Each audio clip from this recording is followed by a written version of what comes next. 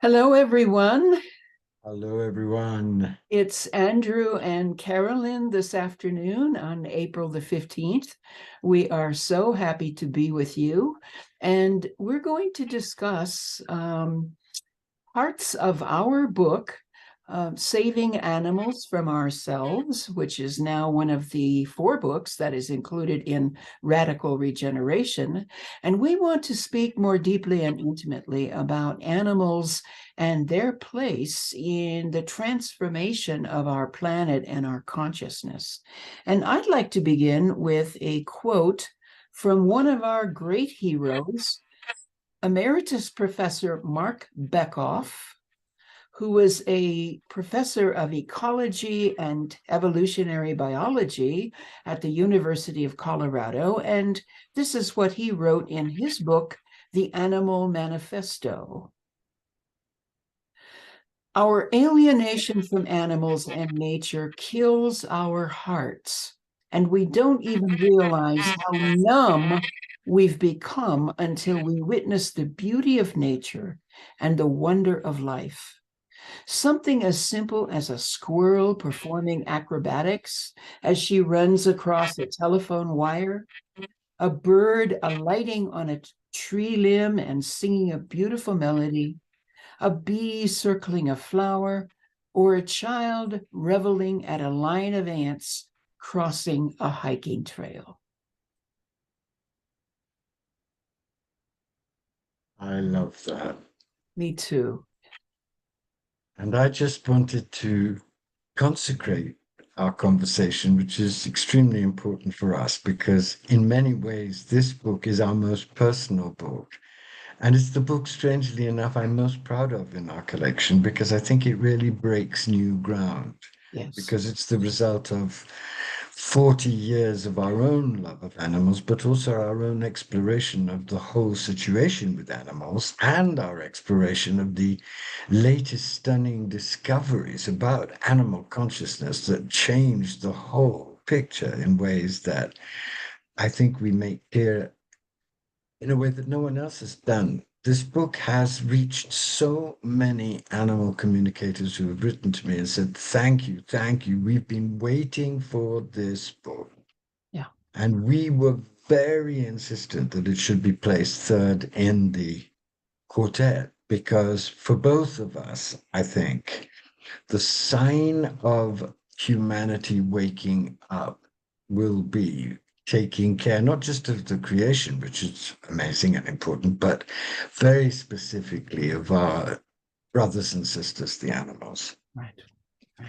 And I wanted to begin by just invoking the spirit of someone who is very dear to me, Ramana Maharshi, the great Yes. Indian Yes. sage who lived on the mountain of Arunachala for 20 years in silence and made a lot of friends, animal friends, up on the mountain.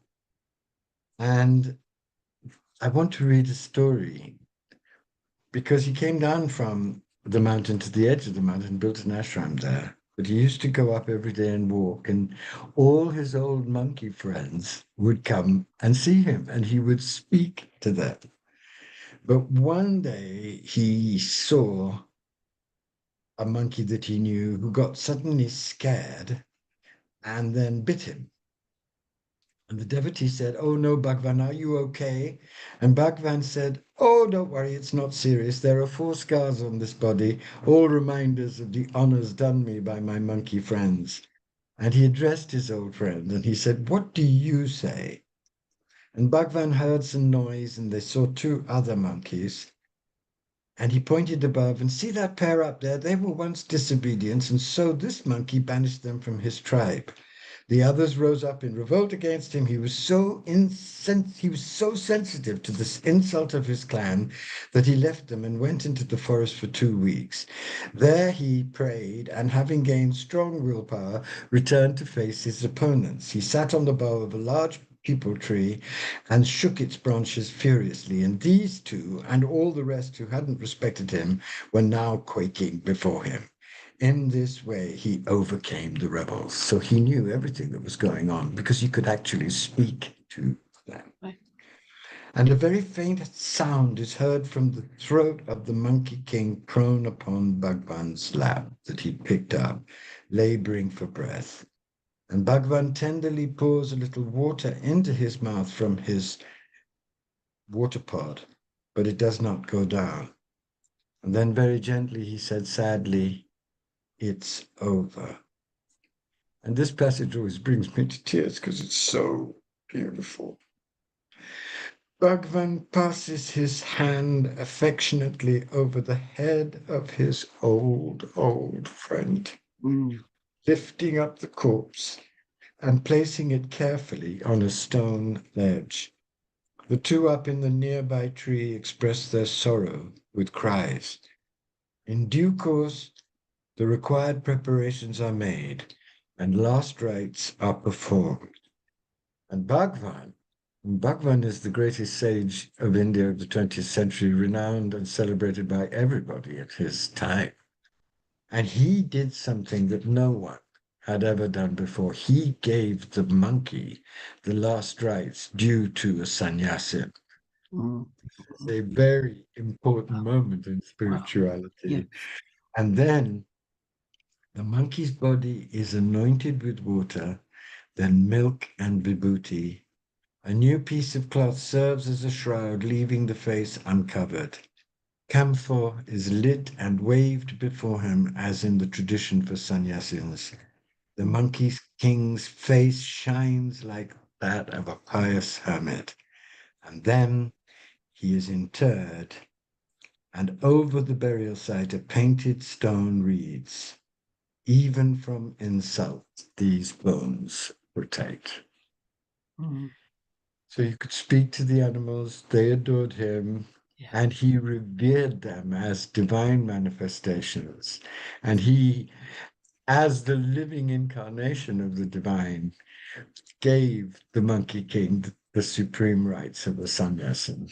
I think that expresses in a very complete way the relationship that we're being invited to as divine human beings have with animals, so that we can enter into the fullest imaginable joy of our incarnation. Absolutely. Absolutely.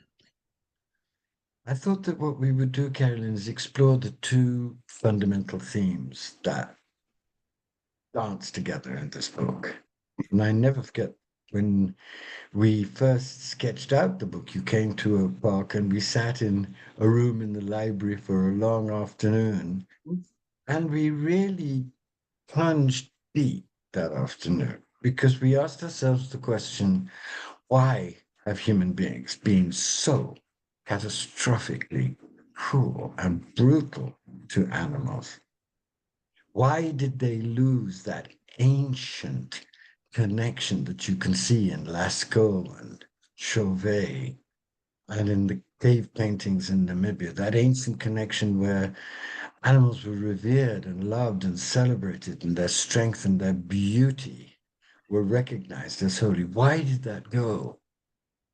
And the answer we came up with, which I haven't found in any other book about this, is that our horrifying treatment of animals is a result of our own fear and hatred and contempt for our own animal nature.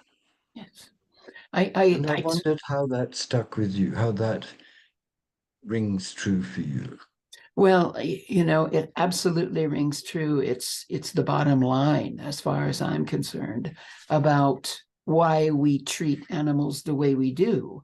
When you think of indigenous people all over the world who have deep, intimate relationships with animals, such as Aurobindo did, they recognize their own animal nature and they respect it. They respect their bodily functions, they respect their bodily needs, their humanity. That's the key. They respect their humanity as being in complete resonance with the animal body, with animal functions, and they don't demonize the bodily functions of animal beings. Animals defecate, so do we. Animals have sexual needs, so do we. And I think that Christianity has been a huge force in causing us to disrespect and be ashamed of our animal bodies. And This is a catastrophe, isn't it? Because after all, Jesus is an incarnation. The word incarnation means coming into the flesh. The absolutely, word was made flesh. How did they yes, forget that? absolutely, Yeah, and Jesus was walking around not in a clean white robe all the time no. with impeccable hygiene. He and the disciples were walking around in the dirt and dust and sand of the Middle East. I doubt that his feet were ever really clean. They lived outside God. a great deal of the time. Their major nutrition was fish and fruits that they gathered along the way. So they were very immersed in nature. He and Absolutely. his disciples did not sit, in some clean, hygienically, hermetically sealed office. They were out in the raw, in nature.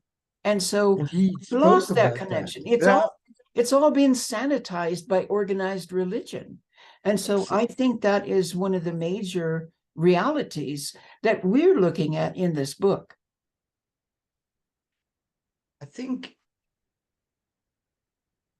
that part of the reason why we've created so much suffering is because we cannot admit that we are animals. Right. Because when you do bless your animal nature, bless all of your functions as holy, bless your sexuality as holy, then a whole new range of amazing relationships with all the creation Right. becomes possible. And you start to feel this deep companionship, very natural, very glowing, very tender, with absolutely everything that lives. I remember when I first felt this overwhelmingly, I was in Oregon and I was in a center by the sea and I was walking by the beach and it's so extraordinary. The Oregon beaches are so majestic. And I suddenly saw a little insect on a stone and the wave coming in. And I picked up the stone and let the insect come onto my palm. And believe it or not, I felt these electric shocks of rapture and gratitude from the little insect dancing on my palm. And I realized, oh my God, not only is this insect totally alive and sacred, but it's filled with emotion and gratitude because it knows that I've loved it and saved it. And at that moment, the universe opened, and I realized that what was offered to us, if we can bless our animal nature, is a whole new realm of astoundingly amazing relationship with everything that is. Yes. Have you had a moment like that in your own journey? Has there been a moment when you realized, oh my God, how little I have known of how to love the world? Well, I've realized that mostly in situations where I've lost an animal, um, because it has been a heart-rending, literally a heart-rending experience.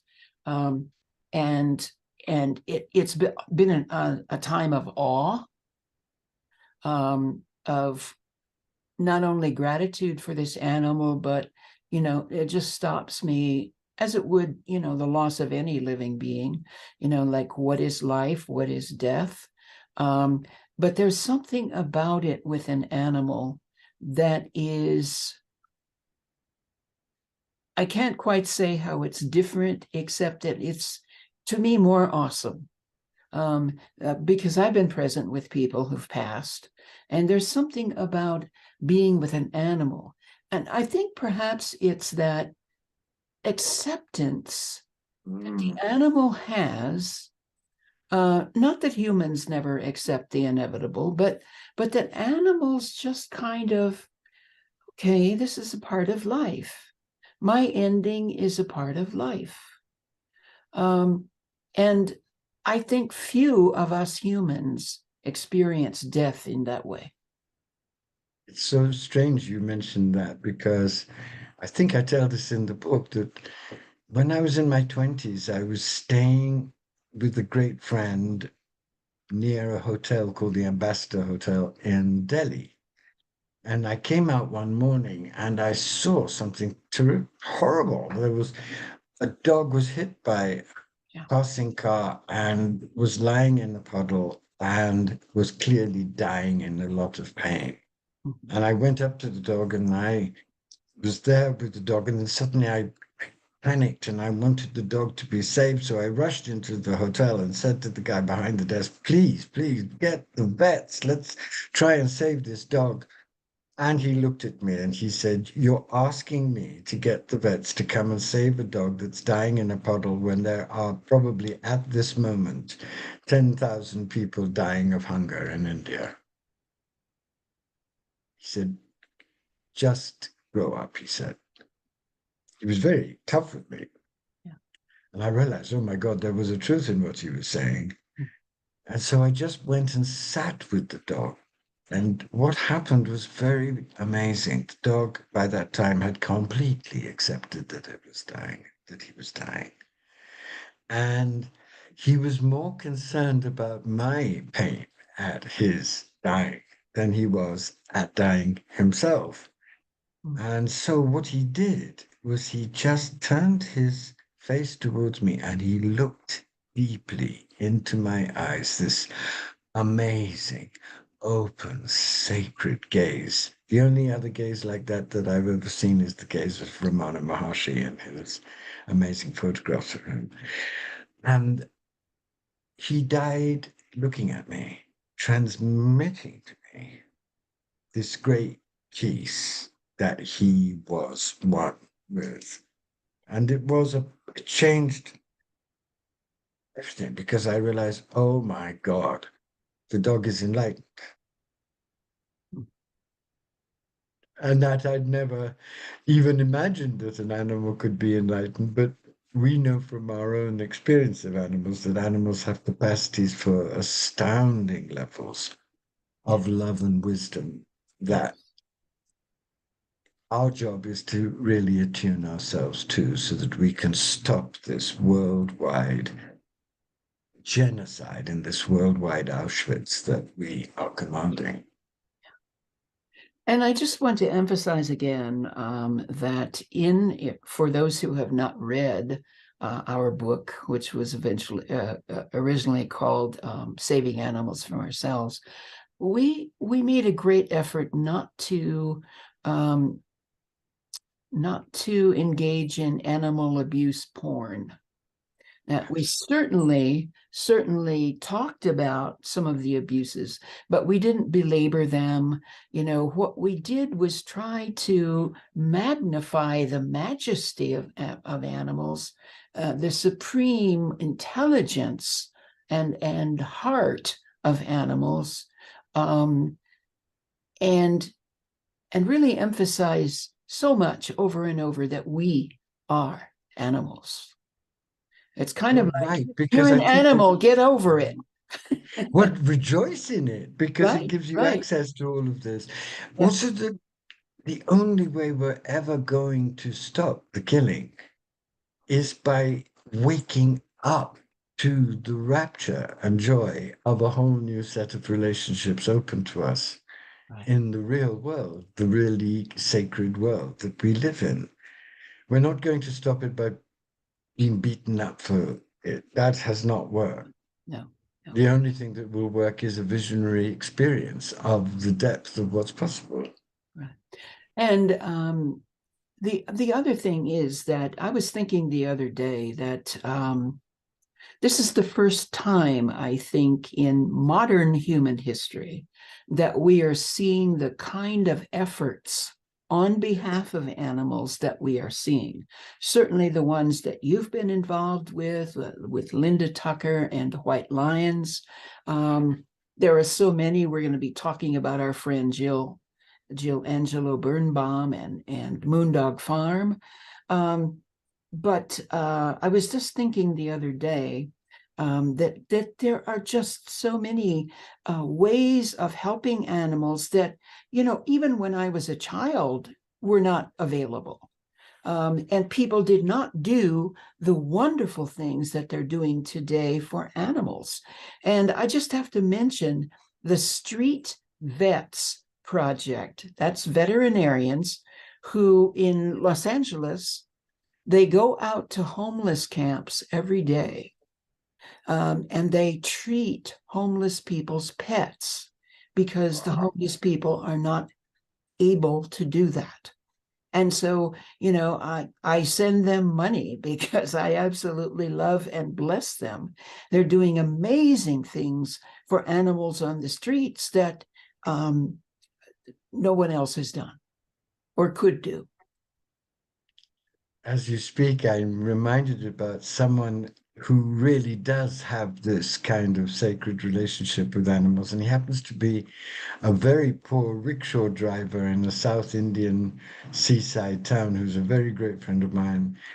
The first thing he does when he wakes up at 4:30 every morning is to go out and share the bowl of rice he has for breakfast with the crows. And they all know at 4:30 to turn up, and he gives half to them.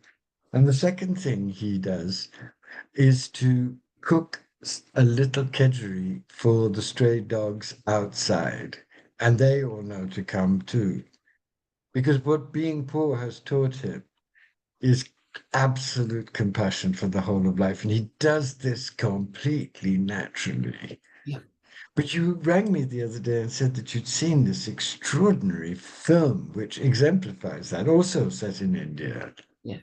Yes, I encourage everyone to watch The Elephant Whisperers on Netflix, which really focuses on a family of several generations of folks in India who care for the elephants and make sure that they're doing okay and keep predators, both human and animal, away from these beautiful beings. And it's not a long documentary, it's maybe an hour, but the commitment of these people to these beautiful beings and the way these elephants have been able to thrive is just unbelievable. So you must watch. I would just say everyone must watch The Elephant Whisperers on Netflix. What did it make you feel watching it? What did you feel? Oh. Well, I certainly felt compassion for the elephants, and the dangers that they face all around them constantly, and mostly from human predators, but animal predators as well. And then I just had this awe, this incredible reverence for these humans who've devoted not only their whole lives, but generations of their lives to caring for these beings. They're not the average person. These are So people. their lives have been immeasurably enriched and deepened by Absolutely. what they're doing. So Absolutely. they're clearly being Yeah. awakened in the deepest sense by their service Yes. to the Yes. elephants. And I don't think I don't think it would be possible for them to do anything else. I mean, this is their whole life. And it's just a stunning documentary. How would you advise someone to start blessing their animal nature? How would you say, if somebody said, I hear you, and I've had a problem with my body, with my animal side all my life because of religion, because of convention, how would you invite them to start establishing a truly natural relationship with their own animal nature. Yeah. Well, maybe to just take a moment to sit and touch the body. Oh, and just kind of get used to touching your body, because a part of this whole thing of disconnection from animals is disconnection from our animal bodies. That's the source So, of it. yeah. And so maybe just, I have this stuff on top of my head, and, and maybe just looking at your skin. And I don't have hair on my hands. I don't know why that is, but I'm a different kind of animal. And just beginning to appreciate the body. And then, of course, when we're out in nature, that's a perfect place for us to begin to appreciate the body. And, maybe just ask ourselves, what would I do if I had to live here in this forest? How would I manage? What would be the first thing I would do? I wouldn't pick up my cell phone and ask for help. This would be my home. How would I make myself at home? I mean, these are just possibilities, but I think that right. It start very simply. Yesterday, I'm writing a book on Mary Magdalene and right. really exploring Jesus's obvious sexuality. How could he not have been sexual if he came to redeem the whole of human nature and left sexuality out of it? That would have been a big mistake, which I don't think Jesus made at all, but the church has made.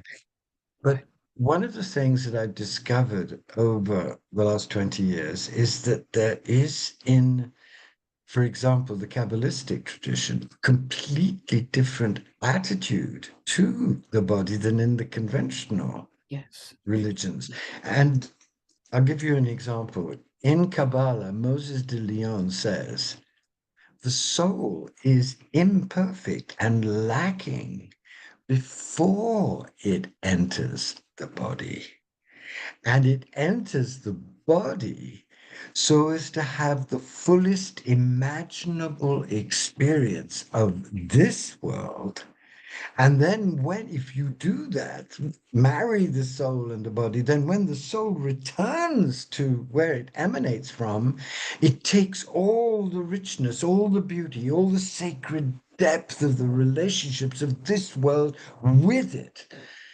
Imagine if we'd heard that from our spiritual teachers, that instead of the usual rubbish, which is that the body constricts and imprisons the soul, and our whole thing in the spiritual life is to release the soul from the dying body, why not think exactly the opposite?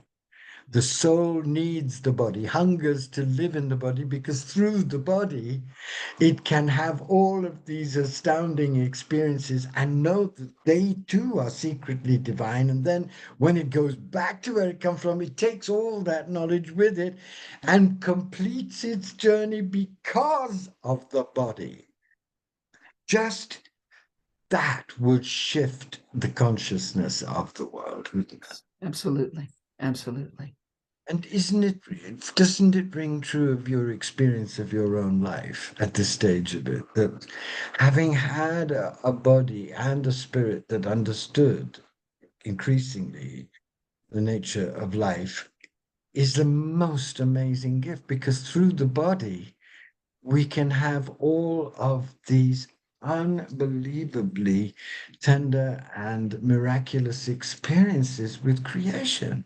Absolutely. Absolutely. Yeah, I think most Westerners just were born with a propensity to not appreciate the body.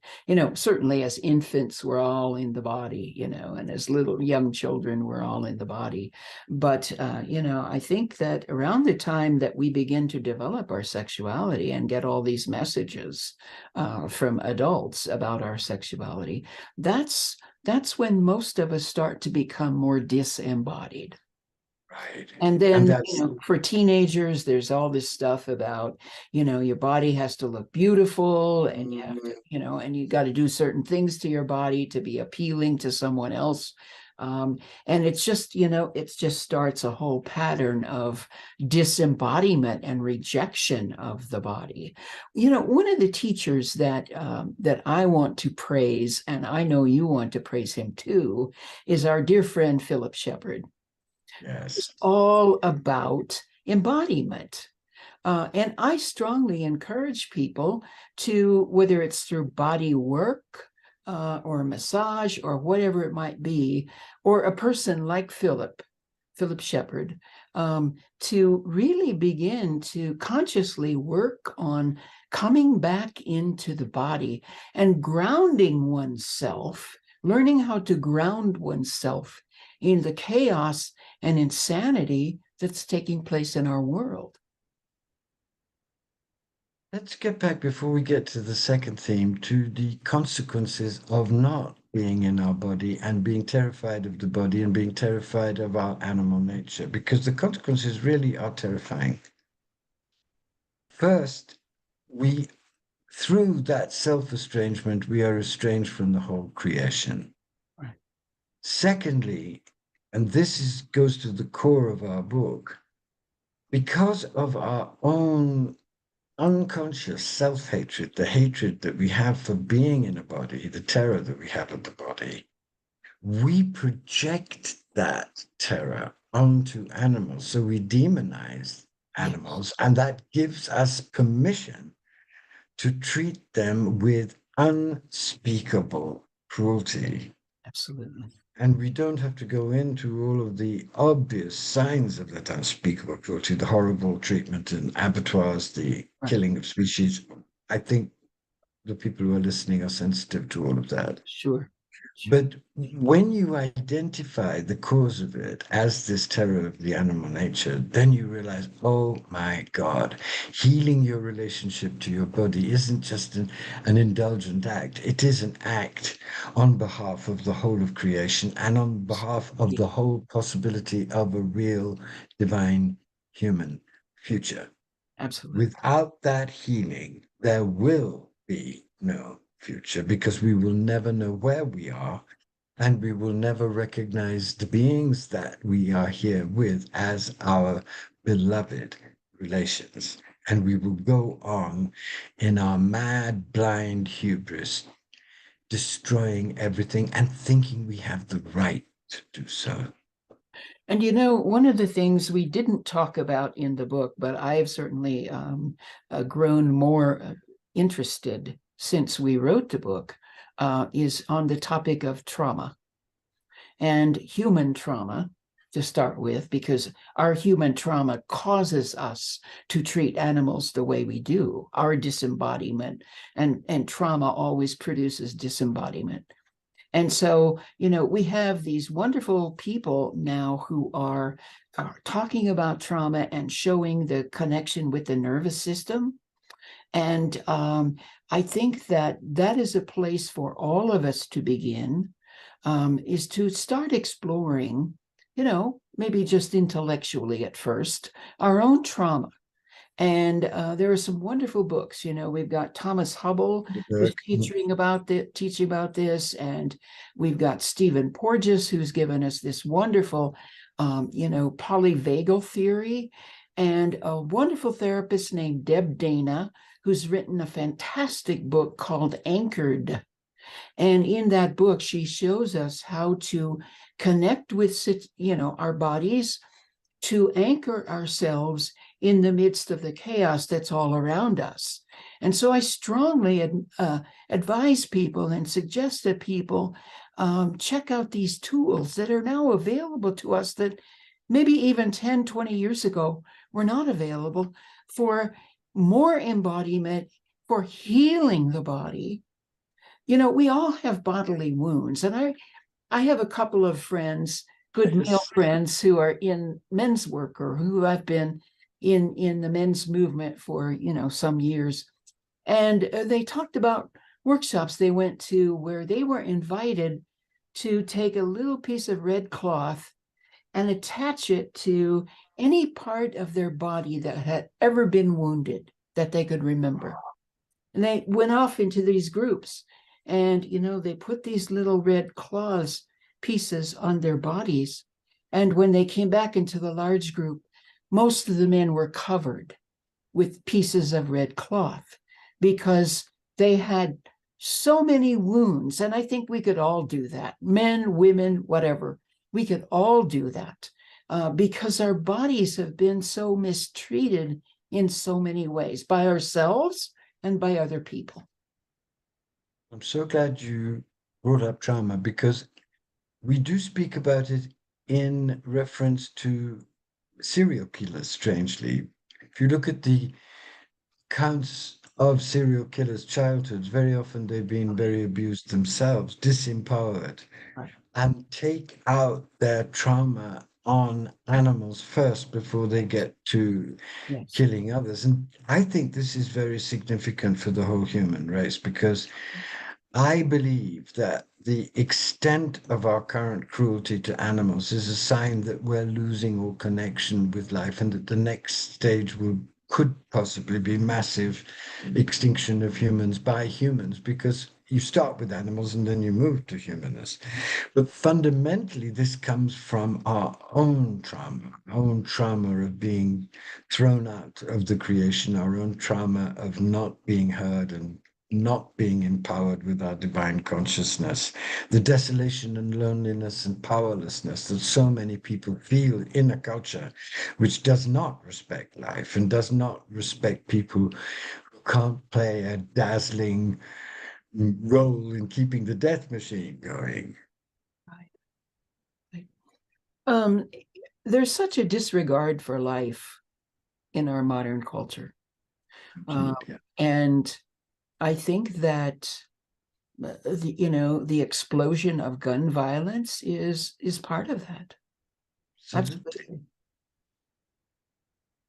I think the other part of the book, which I'm very proud of, and we spent a great deal of time, both of us, researching and diving into the amazing material that has exploded in the last 30 years, is the part in which we really lay down what we believe. We say there have been two major scientific revolutions in the last 40 years, which, if we can embrace them, will change absolutely our understanding of the world, the cosmos we're in.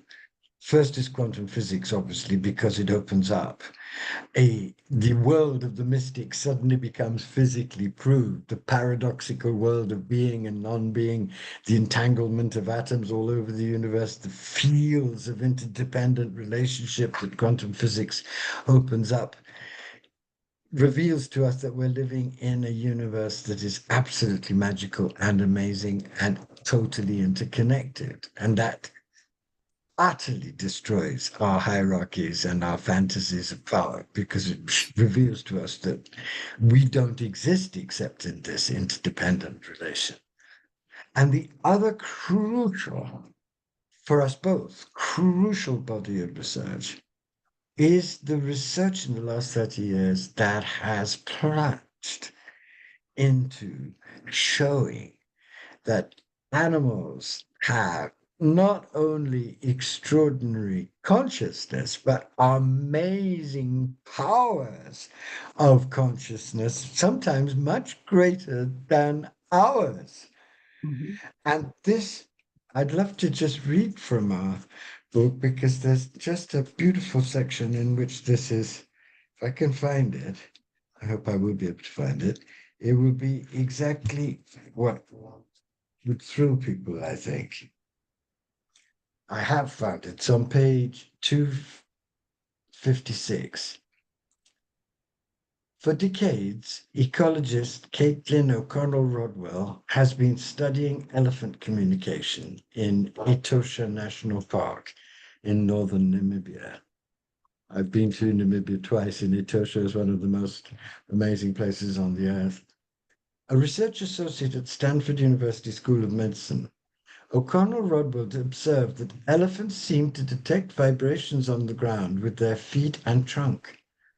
In one of her videos, we follow her as she investigates whether elephants can detect and interpret other elephants' calls through the ground using amplifiers, speakers, geophones, and video cameras. She designs an experiment to test how elephant herds respond to an alarm call that elephants produce to warn others of nearby predators when it is played back through the ground. Elephants can communicate over long distances using low frequency sounds that travel both in the air and through the ground. And O'Connell Rodwell and others are studying whether elephants can hear and interpret those ground vibrations. Of course, they're going to discover that they can. And then Duval says this about dolphins. Dolphins know one another's calls. This by itself is not so special, since we too recognize each other's voices, as do many other animals. The morphology of the vocal apparatus, mouth, tongue, vocal cords, lung capacity varies greatly, which allows us to recognize voices by their pitch, loudness, and timbre. We have no trouble hearing the gender and age of a speaker or singer, but we also recognize individual voices. When I sit in my office and hear colleagues talking around the corner, I don't need to see them to know who they are. But dolphins go much further. They produce signature whistles, which are high-pitched sounds with a modulation that is unique for each individual. Mhm. Their structure varies the way ringtones melodies vary. It is not so much the voice, but the melody that marks them. The deep irony of animals calling one another by name is, of course, that it was once taboo for scientists to name their animals. Yeah. When Imanishi and his followers started doing so, they were ridiculed, as was Goodall when she gave her chimps names like David, Greybeard, and Flo. The complaint was that by using names, we were humanizing our subjects. We were supposed to keep our distance and stay objective and to never forget that only humans have names. But as it turns out, on this issue, as so many others, human beings got it all. Yeah. And we go into many, many details of the way in which recent research on octopi, for example, have uncovered octopi as having fabulous, ornate, baroque intelligences which are capable of registering multiple activities at the same time and multiple Absolutely. messages at the same time. Right. Yeah. When people really open to this research, especially if they combine it with a mystical understanding of unity, a spiritual understanding of the nature of quantum physics, then something absolutely astounding happens to us, which is that we realize that we are in a prodigally creative universe and that we are connected through the grace of our consciousness with all these other astounding consciousnesses. And this is where we go further, I think, than any book that I've ever read about animals does. What we're saying in our book is this: given what this research has opened up, mightn't we consider that one of the things we're going to need to be able to survive what's happening, well, through our own horrifying creation, one of the ways in which we're going to be able to survive is to adopt a position of real, humble listening and opening to these foreign new consciousnesses, which we now realize are open, so that we can be instructed and helped by them Yes. to Yes. understand things that we would never be able to understand within the limitations of the consciousness that we think is so fantastic. Right.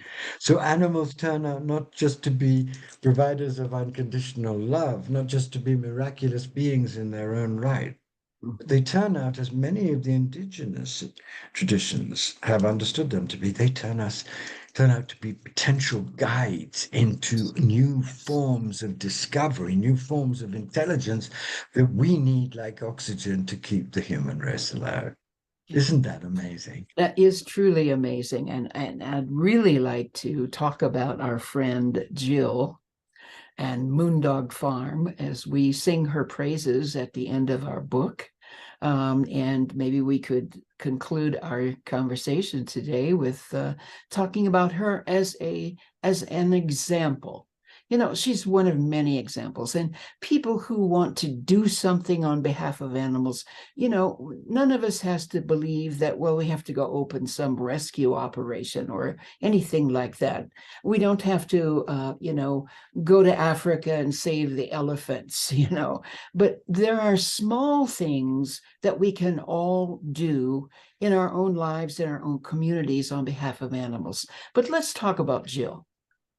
Well, I think, everything that we've said really is an invitation to anyone who's listening to do one of those small things. And I would strongly, tenderly recommend that everybody looks up Jill Angelo Birnbaum and Moondog Farm and considers starting to donate to her enterprise. Yes. Jill lives in a little farm in Indiana with her wonderful husband, and the two of them look after guinea pigs and dogs that have been through hell. Yeah. And she has also a pig who is very sick at this Elmer. moment. Elmer, whom Elmer. I wanted her to call Meister Eckhart, but she decided on Elmer, which was probably a better name. Jill's example of heroic love is something that fills my life with inspiration. And I see Jill, and I've known Jill for a long time. I don't just see her as somebody championing animals. I see how her love for animals has allowed animal intelligence to deepen and expand her, to ground Yes. her. Yes. She gets from them as much as she gives. Yes. And in turning up to be a magnificent advocate for them, she has also, over the years, taken from them deep sacred lessons in compassion and generosity, Mhm. which have filled her own life and healed her of many painful traumas that she's been through. So I've watched this amazing transformation.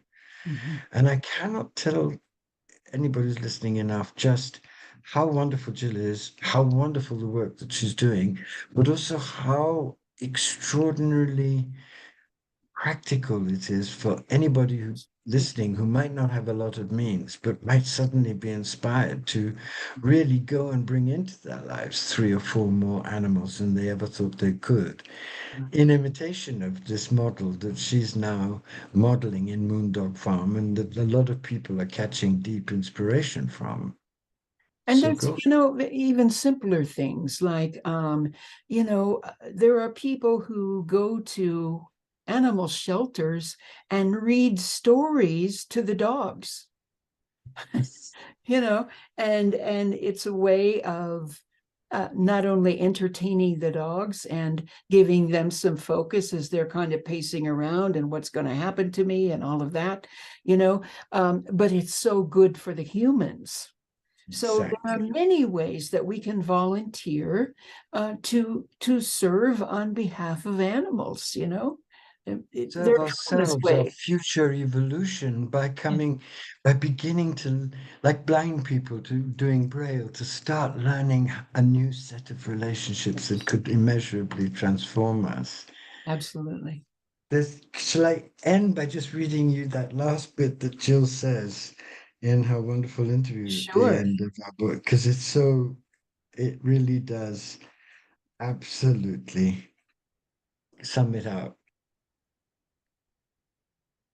What advice would you offer to people? I ask her, and she says, it's typical Jill. She says more in 6 lines than most people say in a week. Best of all, adopt an animal. If you can't adopt, foster.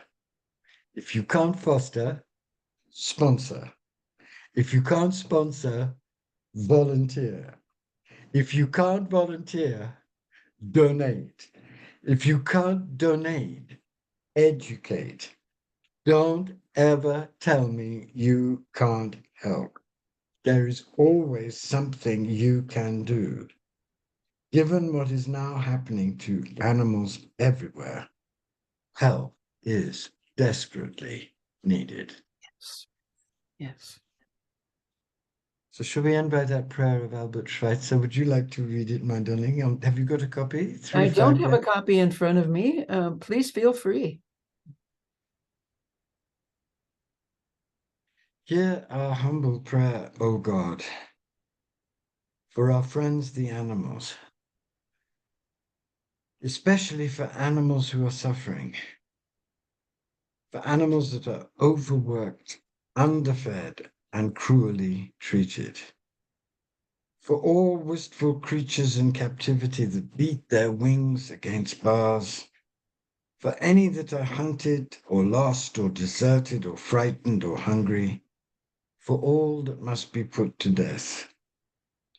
We entreat for them all thy mercy and pity, and for those who deal with them we ask a heart of compassion and gentle hands and kindly words. Make us ourselves to be true friends to animals, and so to share the blessings of the merciful. My dear friends, I hope that we've been able to give you just a taste of the vision that we're presenting in this part of the book, and that it will inspire you to dive into radical regeneration and offer the book to all those whom you know love animals and are beginning to understand just what that love can open up to them. Thank you so much for listening. Thank you, Carolyn. Thank you, Andrew, for this conversation. It's been wonderful to be with you again. Wonderful to be with you, darling. And love to Gordon, your beloved. Thank you so much.